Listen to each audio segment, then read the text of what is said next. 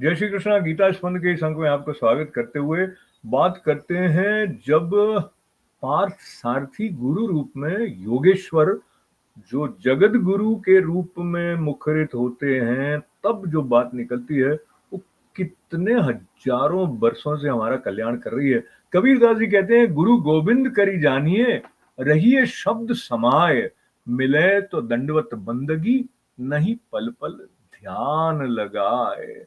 तो जो शब्द है उसकी महिमा का ध्यान करते हुए याद करते हैं, अखंडानंद सरस्वती जी ने नारद भक्ति सूत्र पर व्याख्या करते हुए कहा कि भगवान तो पहले से ही प्राप्त है, ये मानकर जो बैठा रहेगा उसके चित्त का निर्माण नहीं होगा।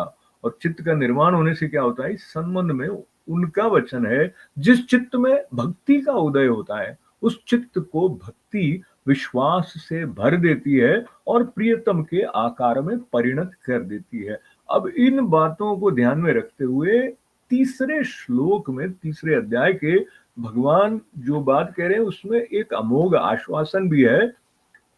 मयि सर्वाणि कर्माणि सन्न्यस्याध्यात्म चेतसा, निराशीर निर्ममो भूत्वा युध्यस्व विगत ज्वरः।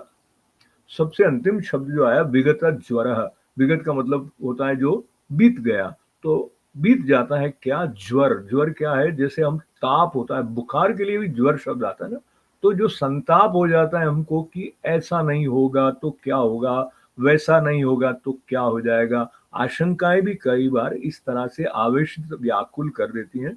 इस श्लोक का अर्थ हुआ, मुझ अंतर्यामी परमात्मा में लगे हुए चित्त द्वारा संपूर्ण कर्मों को मुझ में अर्पण करके।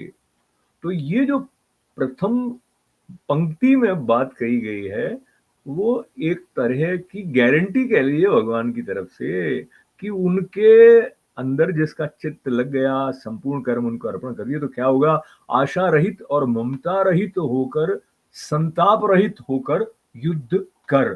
तो कोई भी कर्म करने के साथ में किसी प्रकार की चिंता नहीं होगी यदि, तो संपूर्ण समर्पण के भाव से, आश्वस्ति से, निश्चिंत होकर जब कर्म किया जाएगा तो कर्म करने का भी आनंद आएगा और उसका फल भी कुशलता से सजा हुआ होगा।